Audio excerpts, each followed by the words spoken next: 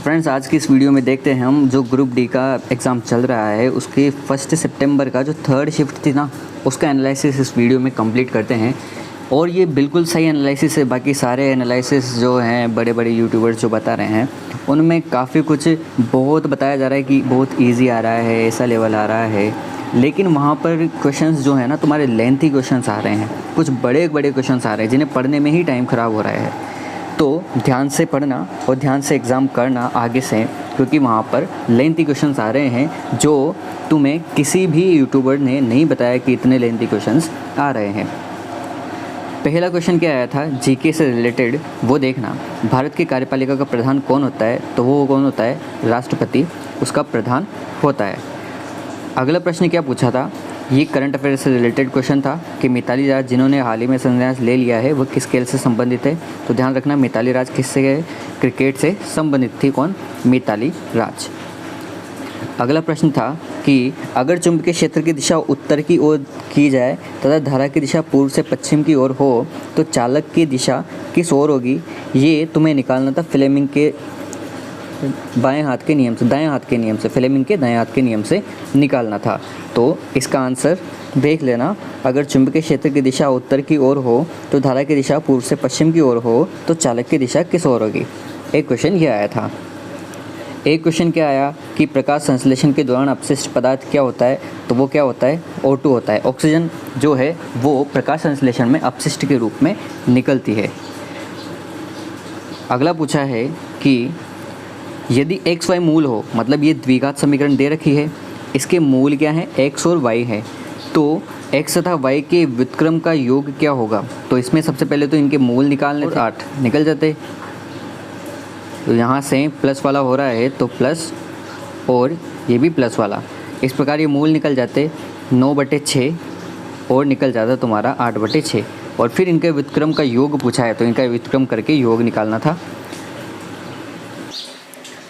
अगला है महासागरीय जलधारा शीतोष्ण क्षेत्र में पाई जाने वाली। शीतोष्ण क्षेत्र में जो जलधाराएं पाई जाती है वो कौन सी जलधाराएं होती है? या फिर इसमें कहा गया था कि उष्ण कटिबंधीय जो क्षेत्र है वहाँ से जो जलधाराएं ऊपर की ओर आ रही है उन जलधाराओं का क्या नाम होता है? ऐसा पूछा गया था।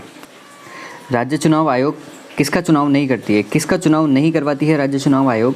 ये ध्यान रखना, जो विधानसभा होती है इस विधानसभा का चुनाव नहीं करवाती है कौन? राज्य चुनाव आयोग। तो इसका ऑप्शन नंबर सी, ये जो भी दिया हो विधानसभा चुनाव, यह बिल्कुल सही हो जाता।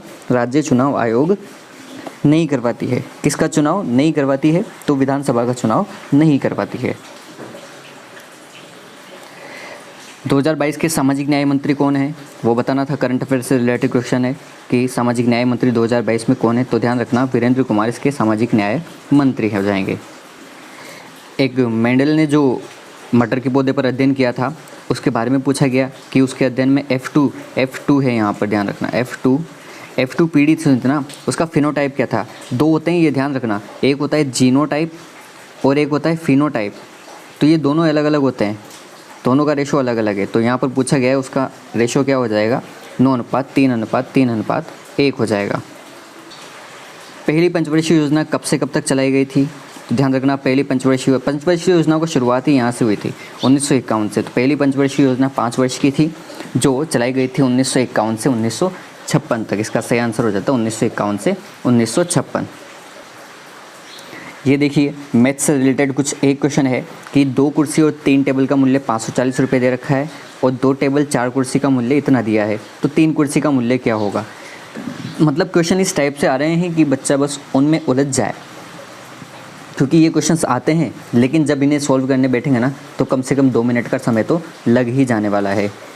तो ये क्वेश्चन तुम भी ट्राई करना। कहा है 2 कुर्सी और 3 टेबल का मूल्य 540 रुपये है और 2 टेबल 4 कुर्सी का मूल्य 480 रुपये है, तो 3 कुर्सी का मूल्य क्या होगा? अगला पूछा था कि जो राजकोषीय घाटा होता है उसे कैसे कैलकुलेट किया जाता है? तो ध्यान रखना, जो राजकोषीय घाटा होता है ना वो कुल व्यय, यहाँ पर बराबर है, कुल व्यय बराबर निकाला जाता है कुल आय, राजस्व प्राप्ति वाली और ऋणों की वसूली और अन्य प्राप्तियाँ, इन सब से क्या निकाला जाता है? राजकीय कोष घाटा निकाला जाता है।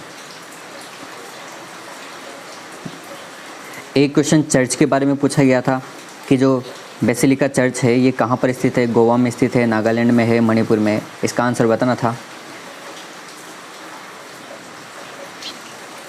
इनमें से कौन सी हिमालय की रे में नहीं आती है? हिमालय की मतलब पहाड़ियों में नहीं आती है, हिमालय की चोटी में नहीं आती है। तो कौन सी नहीं आती है? तो ध्यान रखना, काराकोरम भी आती है, पीर पंजाल भी आती है, जास्कर भी आती है, लेकिन महादेव जो है वो इस हिमालय की रे में नहीं आती है। इसका सही आंसर हो जाता महादेव। और हिमालय की चोटियों के बारे में भी क्वेश्चंस पूछे जा रहे हैं, तो उन्हें भी देख करके जाना। एक क्वेश्चन ये पूछा गया था, करंट अफेयर से रिलेटेड ही है, कि उन्मूलन बचत, यहाँ पर बचत है, उन्मूलन बचत की स्वीकृति कोलकाता में कब मिली थी? ये बताना था कि इसकी स्वीकृति जो है कोलकाता में कब मिली थी। एक क्वेश्चन पूछा गया था कि जो रिएक्शन में एरो का निशान होता है ना, एरो का निशान, जैसे हमारी यहाँ पर कोई भी रिएक्शन लिखी है तो उसमें जो एरो का निशान होता है ना, यह एरो का निशान क्या दर्शाता है? तो ये जो एरो का निशान है ना, ये इसके तरफ क्या होता है? तो वो दर्शाता है उत्पाद को, उत्पाद को दर्शाता है वो। एरो का निशान किससे दर्शाएगा? उत्पाद। ये एक रीजनिंग से रिलेटेड क्वेश्चन है कि 2:10 दिया है, 3:30 दिया है, तो 40 अनुपात किसके बराबर हो जाएगा? इसे निकालना था। तो इसका आंसर कमेंट बॉक्स में कमेंट करके बताना तुम। एक क्वेश्चन था, मानव जीवन की उत्पत्ति का सिद्धांत किसने दिया? मानव जीवन की जो उत्पत्ति हुई थी उसका सिद्धांत किसने दिया, ये हमें बताना था। अगला पूछा था, सीलिया किस में पाया जाता है? सीलिया जो होता है ना, सीलिया, ये किस में पाया जाता है? तो सीलिया ध्यान रखना पैरामीशियम में पाया जाता है। किस में पाया जाएगा सीलिया? यह पाया जाता है पैरामीशियम में, यह पाया जाता है पैरामीशियम में।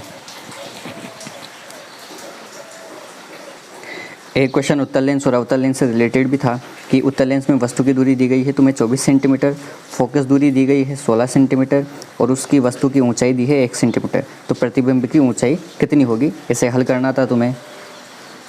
और देखते हैं क्या क्या क्वेश्चंस है। क्वेश्चंस देखने हैं, बाकी तुम सॉल्व करते रहना आराम से। जितने क्वेश्चन हम देख पाएंगे बिल्कुल रियल क्वेश्चन है। और ध्यान रखना, ये भी एक ऐसा क्वेश्चन आया था कि दर्पण नहीं दिया था यहाँ पर, कि केवल ये कहा था कि एक ऑब्जेक्ट दिया है बीच में, ये जो है ना, ये एक ऑब्जेक्ट दिया है बीच में जिसमें वस्तु की साइज से मतलब इधर का इमेज इस प्रकार दे रखा है और इधर वाला इमेज जो है ना बड़ा है।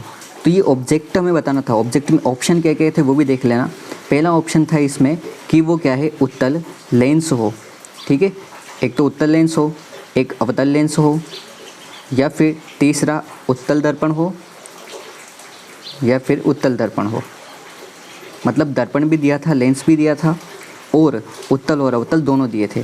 तो हमें ये पता करना था कि अगर किस में ऐसा होता है कि इधर से वस्तु इस तरफ बड़ी दिखती है, लेकिन ये भी ध्यान रखना यहाँ पर भी सीधी बन रही है और यहाँ पर भी सीधी बन रही है। तो इसका जवाब तुम कमेंट बॉक्स में कमेंट करके बताना।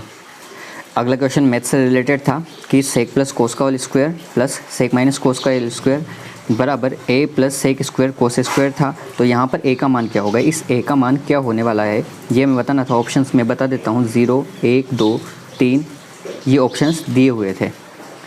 इनमें से आंसर बताना था तुम्हें कि ए का मान क्या हो जाएगा। एक क्वेश्चन विभवांतर से रिलेटेड दिया था कि 6 वोल्ट की बैटरी पर विभवांतर V1 हो और 9 वोल्ट की बैटरी पर विभवांतर V2 हो, तो V1/V2 क्या होगा ये हमें बताना था। इसके ऑप्शंस भी मैं बता देता हूँ तुम्हें। 2/3 दिया था, 3/2 दिया था, 1.5 दिया था, 0.5 दिया था। कुछ इस प्रकार से ऑप्शंस दे रखे थे। तो V1/V2 का मान हमें ज्ञात करना था। अगला पूछा था FeSO4 के अपघटन होने पर क्या मिलेगा। FeSO4 के अपघटन होगा तो उसके अपघटन में हमें क्या मिलेगा। ये सब रिएक्शन से रिलेटेड है। तो ज़्यादातर क्वेश्चंस जो है ना वो केमिस्ट्री से आ रहे हैं तुम्हारे, तो केमिस्ट्री पढ़कर ही जानी है। एक क्वेश्चन था, मेंडलीव की आवर्त सारणी में बढ़ते द्रव्यमान के साथ साथ और कौन सा गुण था उसमें। मतलब द्रव्यमान तो बढ़ ही रहा था, मेंडलीव को जो आवर्त सारणी दी उसमें द्रव्यमान तो बढ़ ही रहा था। इनके अलावा इनमें से क्या क्या गुण था उसमें? रासायनिक भौतिक गुण दोनों थे, या फिर रासायनिक गुण था या फिर भौतिक गुण था। तो इनमें से आंसर बताना था तुम्हें।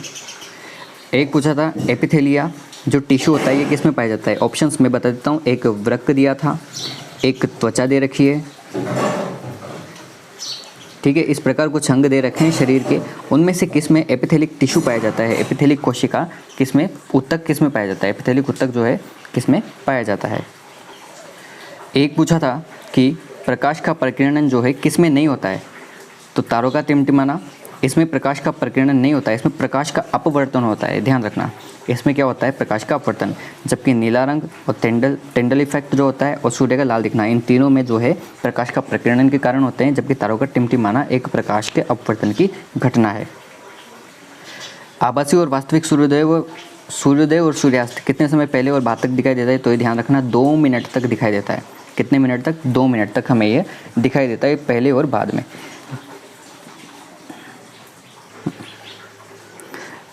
तो ये आज का अंतिम प्रश्न है कि विद्युत मोटर में कौन सा नियम काम करता है। तो कौन सा नियम, मतलब यहाँ पर केवल फ्लेमिंग के नियम दिए थे, फ्लेमिंग का left hand rule, right hand rule, इनमें से कौन सा बताना था तुम्हें कि जो विद्युत मोटर होती है वो किसके नियम पर काम करती है। तो जो विद्युत मोटर होती है ना, वो फ्लेमिंग के लेफ्ट हैंड रूल पर काम करती है, ये भी ध्यान रख लेना।